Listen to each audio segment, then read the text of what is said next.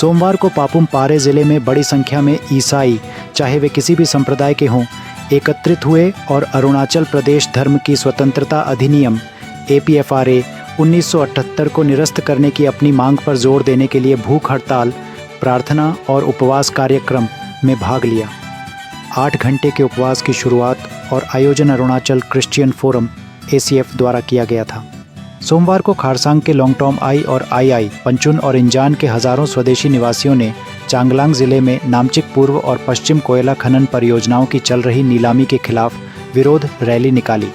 इंजान, पंचुन, लोंगटोम आई और लोंगटोम डाराई समिति IPLLC द्वारा आयोजित रैली का समापन मियाओ ADC के माध्यम से मुख्यमंत्री को एक ज्ञापन सौंपने के साथ हुआ, जिसमें नीलामी प्रक्रिया को तत्काल रोकने की मांग की गई।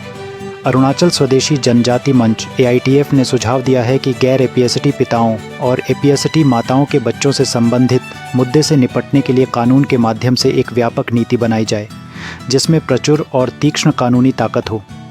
AITF के उपाध्यक्ष मुख्यालय तारह ताबिन ने सोमवार को यहां वांचो समुदाय के ओरिया उत्सव में भाग लेते हुए कहा कि AITF को पता है कि इस मुद्दे से राज्य में कानून और व्यवस्था की समस्या पैदा होने की उच्च प्रवृत्ति है और बेईमान तत्वों द्वारा इसका दुरुपयोग किए जाने की भी संभावना है।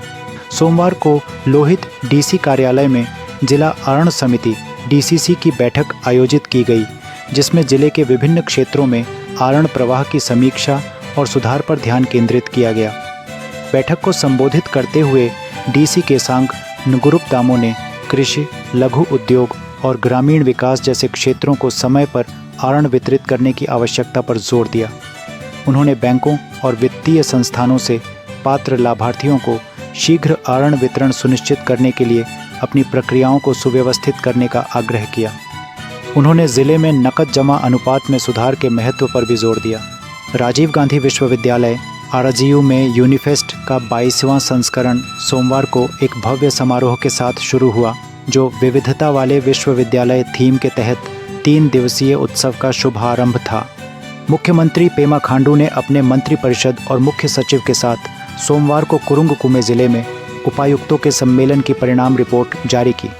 उपायुक्तों का सम्मेलन 16 से 17 जनवरी को 6 विषयों स्वस्थ अरुणाचल, शिक्षित अरुणाचल, समृद्ध अरुणाचल, सुरक्षित अरुणाचल, स्वच्छ अरुणाचल और सुंदर अरुणाचल पर आयोजित किया गया था और वन मंजूरी, भूमि अधिग्रहण, योजनाओं की संतृप्ति और संरक्षक मंत्रियों और संरक्षक सचिवों की भूमिका पर 4 विशेष सत्र आयोजित किए गए थे। राज्यपाल के रोट्टी पटनायक ने सोमवार को तिरप जिले में चारजू नशा मुक्ति केंद्र के परामर्श कक्ष और आइसोलेशन कक्ष का उद्घाटन किया। केयर मी होम वेलफेयर सोसाइटी CMHWS इस केंद्र का संचालन करती है। CMHWS के अध्यक्ष सोनटुंग लोवांग बंगसिया और प्रसिद्ध सामाजिक कार्यकर्ता टाई टैगक ने राज्यपाल को केंद्र का भ्रमण कराया और उन्हें NGO की गतिविधियों के बारे में जानकारी दी।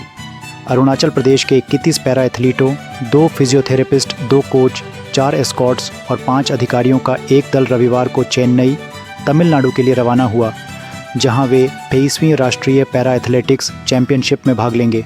Paralympic association of Arunachal PA ने एक विज्ञप्ति में बताया, यह आयोजन तमिलनाडु पैरा स्पोर्ट्स एसोसिएशन द्वारा आयोजित किया जा रहा है और इसे भारतीय पैरालंपिक समिति द्वारा अनुमोदित किया गया है। चांगलांग ज़िले की पुलिस ने रविवार को मियाओ उपखंड में सक्रिय 2 कट्टर ड्रग तस्करों को गिरफ्तार किया। रविवार को मियाओ पुलिस के एंटी ड्रग्स स्क्वाड ADS को विश्वसनीय सूचना मिली कि धर्मपुर आई गांव के 2 व्यक्ति न्यू युमचुम गांव के जंगल के रास्ते से नमफाई आई क्षेत्र में तस्करों को ड्रग्स पहुंचाने आएंगे।